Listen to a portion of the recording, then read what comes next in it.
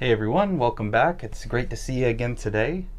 And we're going to talk about Red Faction Guerilla Remastered. Remastered.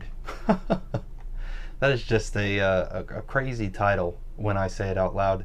And this is a game developed by, re-released and remastered by THQ Nordic. So this game originally came out in 2009 as, of course, Red Faction Guerilla, and was developed by THQ, who at the time still existed. And Red Faction is part of an ongoing series of games. There was Red Faction 1 and 2, and these were first-person titles, which was pretty interesting because they went on to develop this into a third-person open world game, which was quite a step away from what the series had already been known for. But there was a big factor that the series also was prized on, and that was geomod, which was essentially, in the game, the entire terrain and environment was destructible. You could blow up and shoot through walls, and you could destroy terrain to kind of get to your objective. And during the development of this game, the team decided to move it to this third person over the shoulder view to give players a better view of what they were doing with their physics engine, because a lot of the terrain stuff was gone, but Geomod 2.0 had really redesigned the way in which the physics engine worked and would take a front seat in this game in terms of spotlighting and highlighting it. I'd almost say it's a tech demo for this technology alone. One that was clearly prevalent enough and had enough gamers' interest to warrant this re-release. And so when the game originally came out, it sold pretty well. It reviewed pretty well and had some criticisms, had some acclaims. And as a kid at the time, maybe 15, 14, I found a lot of fun in playing the game and having that experience. And so when I saw this came out, and I actually have this UK version because it's so cheap. I think I bought this for like $7. I just had to pick it up and see, okay, a remastered version, will it hold up to my childhood experiences? Will nostalgia keep its prevalence in my mind as just this fantastic physics demo and experience? Or would I see the flaws of it, 15 years after its release, and so many titles have come out, gone, and come by? Would that change my perspective of the game? And so that's why I bought it.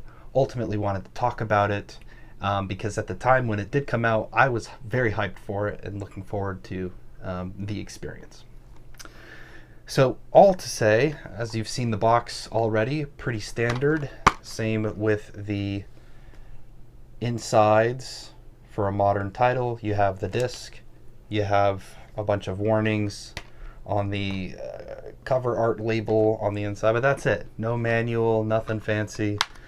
And so, by and by about what you would expect from this time period. And diving into the story of the game, now that we're here, you play as Alec Mason. And at this period, in Red Faction 1 and 2, there were these allies in the game called the Earth Defense Force. Well, what's happened since those first two games, and this plays as kind of a direct sequel, Earth is really screwed and have depleted a lot of their natural resources, and there's this big push to kind of take from Mars what they can to provide sustainability. And the Earth Defense Force, kind of as the heading government in Mars, under pressure, has decided that we're just going to basically institute slavery, I guess. They essentially say, everyone's under this forced labor policy to increase resource output, etc. And so under those situations, the Red Faction kind of rises up in order to kind of combat the EDF, figure out a way to strip them of their power, and renegotiate terms with Earth that are a little more free and reasonable. And Alec Mason has come to Mars to join his brother to live, and his brother explains to him, "Hey, actually, I'm part of the Red Faction." And Alec, excuse me, I'm gonna mess that up a few times here. He says, "Oh no, that's not for me." And then right after that happens, his brother gets exploded and shot by a gunship, and Alex decides, okay, well maybe that is for me. Reluctantly, I'm going to help the Red Faction, and he becomes a pivotal character in their ability to succeed. And when I think about the Red Faction working without Alec Mason in this situation, they would have never succeeded. I mean, your character alone kind of pilots the entire story and narrative, as you would imagine. But I find that interesting from the lens of, you know, you're not just a person here part of this experience, but instead you are the main focal point for the entire resistance, just some random guy who showed up on Mars, you know, 3 hours before the game started or something like that. And so throughout the course of the story, you go across these 6 various regions in Mars, and you free them from the EDF. You work with some crazy marauders, rebels in the desert sand to help you get the right equipment and technology to make some of those things possible, and you get to the end and you save the day. And so when I think about the story is not too deep. It's pretty shallow, and the story exists just as a functional need in order to pilot the gameplay, which I think we can dive into. And so how the game works is you have this open world design, and you open up your map, and in whatever region you're in, you'll have a few things going on. You'll have kind of your main missions, which will help progress the story. And then you'll also have side missions, and these side missions can be anything from, you know, go help these free these civilians who have been arrested and are being held in their home, or the EDF is attacking this Red Faction area, or the Red Faction is attacking the EDF and we need help. Or my favorite, which are these destruction missions, where the whole goal is destroy this building, destroy this infrastructure, and do it with XYZ weapons, etc. So this is all really exciting and fun, and basically you will pinpoint, okay, whatever mission you want to do on the map, you'll get a nice little GPS coordinate, as you've seen in many open world games.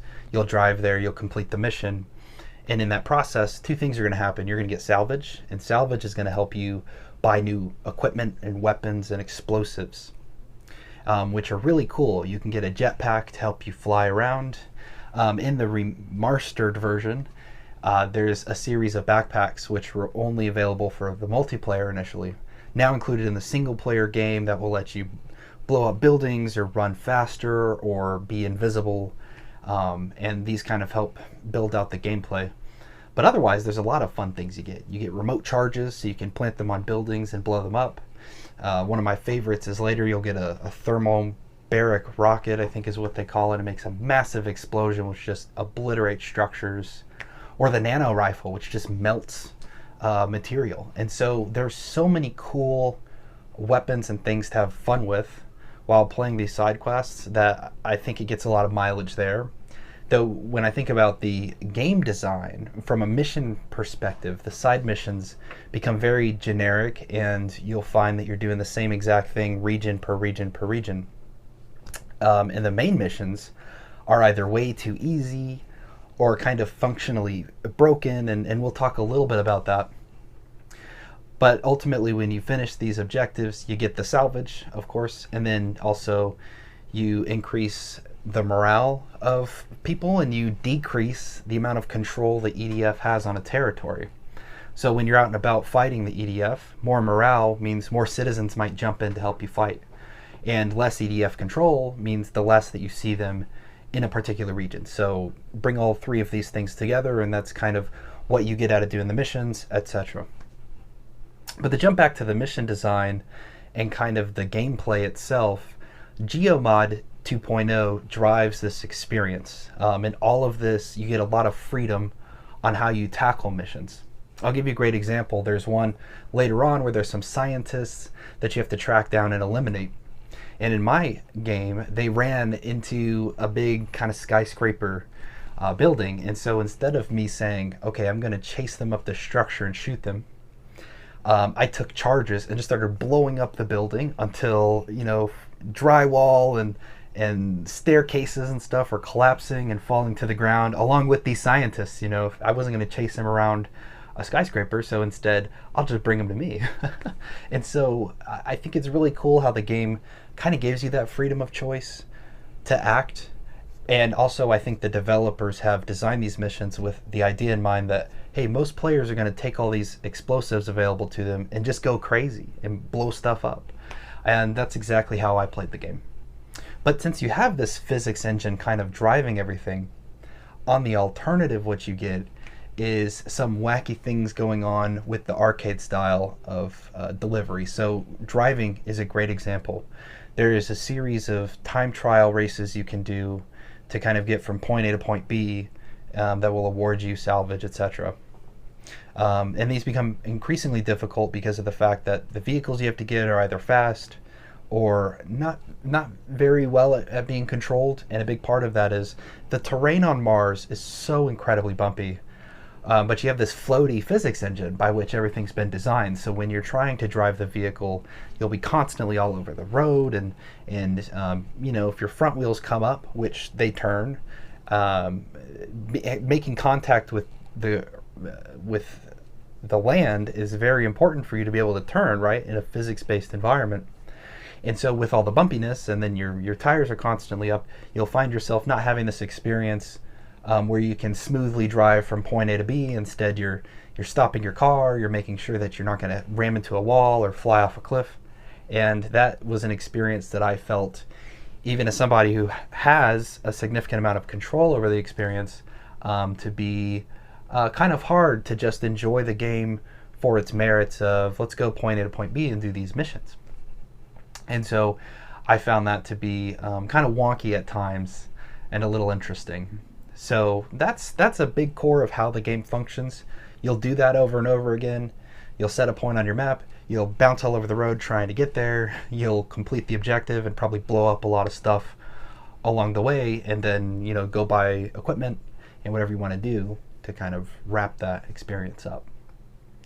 The salvage is kind of you don't get enough to really get to the end of the game having gotten everything, equipment wise, explosives wise, etc. So there is some stuff to do post game.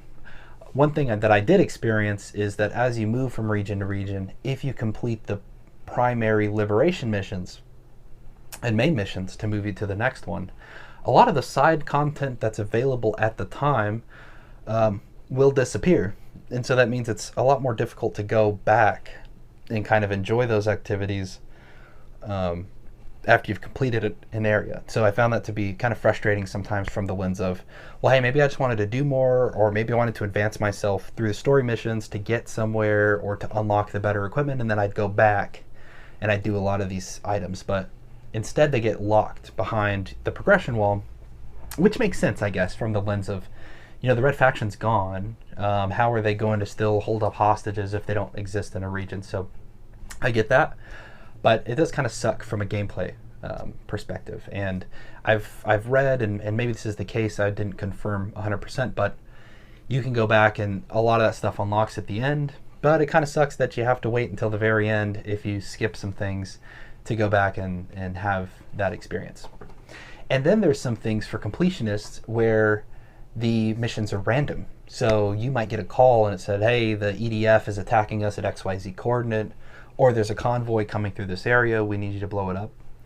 So there's trophies to do every mission, complete all activities, things like that. And if you miss those, and then you couple it with this factor of missions disappear when you progress through the game, well, for somebody playing the game and wanting to do all that and have that completionist lens, there's a chance you're going to miss things. There really is. And I do find that kind of sucky from the lens of, you have to slow down a lot in your main story progression so you can get the full experience out of the game, if that's what you want. So that's a lot on the navigation, the world design, the mission design, the gameplay. And I have to say that Geomod 2.0 is so fantastic, and it's so fun to this day to blow up structures and collapse buildings. And I very much wish that this technology was still something some development team out there was implementing and using in their games, so we could get these fun arcadey experiences. So for all the frustrating factors of kind of a weak story, and kind of some strange world design and navigation, etc., Geomod 2.0 kind of really overshadows all that and still makes it a fun and enjoyable experience. So a couple other things to talk about. Graphically, the game looks pretty good remastered. It is functional in 4K. I think the game runs at 60 frames on the PlayStation 5. But there are a couple things that they did miss out on. The draw distance here is very close. However, it seems like whatever they used back in the day to hide it, whether that's fog or some other technique, they got rid of. And so when you're driving around, you'll clearly see mountains getting drawn in the background and distance. I also had a number of times when there was a lot of artifacting on my screen visually. I would see at the bottom of my screen checkered colors of yellow and pink and green, and some really weird things going on, including a few crashes from time to time, and kind of stalling and freezing when big explosions would happen, or just if I'm driving down the road. I had no idea what that stuff was about. But this is isolated. I don't experience these kind of things with other games on my PlayStation 5, so I feel like from the lens of the Remastered experience, they might have not taken all the time they really needed to fully optimize this game for the new consoles. And so I do find that to be kind of an oversight on THQ Nordic's part. And but otherwise, the game looks good. And we come back to Geomod 2.0. It's fantastic to see buildings explode, and when there's like 10,000 particles on the screen, generally that's performing pretty well, and you're having a good experience. And so I was really happy that that core experience was fostered and preserved. And then sound-wise, I think that there's a lot of great stuff here. Half of the game will be you spent hearing gigantic explosions, and they're really punchy, they're really loud and really fun. From a music perspective, this game has like that old school PlayStation 2 era, kind of like Spyro the Dragon, Ratchet and Clank, like ambient, kind of like bassy, spy sounding music. And it really took me back. I thought that was really fun. Though it did show its age, that I'm commenting on it in such a lens. But overall, the music and the sound are really cool in this game. I had a lot of fun with it. So yeah, graphically, it's okay. It had a lot of bugs and glitches. Sound-wise, it's okay. I think it sounded really loud and fun, and the music was kind of strange. So I think other general things on my mind about the game were that Mars, and going back to the visual department, was kind of, I mean, it's Mars, yeah, but it is kind of barren. The buildings, they get a little big, but not as big as I'd like. I'd want to collapse like, massive structures that just unfortunately don't exist in the game. And a lot of the very, very big buildings will have steel beams in them that you can't destroy, and then you'll just be left with the skeleton as everything else falls. And so I did find that to be unfortunate. When you're driving around, which you spend a lot of time doing, I found the world to be, again, barren and not so much going on. So that's overall, I would say, from the lens of playing this in 2023, it's a really good game, and I had a lot of fun. However, the core of that leans on Geomod and the gameplay experience. The gameplay is so fun in this game, and that open world design with the destruction clearly shows it was a selling point for a lot of people, because when this came out, which is Red Faction Armageddon, maybe I'll talk about this eventually, it flopped. It sold so bad, and that in 2011 at its release, THQ just flat out canceled the Red Faction series altogether, and ultimately went on to declare bankruptcy and be purchased by Nordic Games, which is where we got THQ Nordic. And so, to that effect, it's really sad to see what happened with Red Faction, the series, the fact that this game was so fun when it released, just to lead up to this flop, which I don't know if it is a flop. We'll have to play it and find out. But not to extrapolate too much. Fun game, kind of a weak story. Graphically, not very fantastic it's remastered, it's 4K, it's upscaled, okay, that's great. But there's nothing going on. There's nothing to look at or see. And with some bumpy and crazy navigation and world design along the way.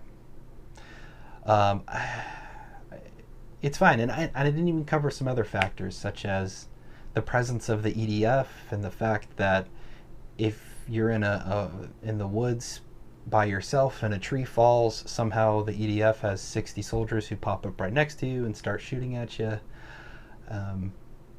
Apparently they care.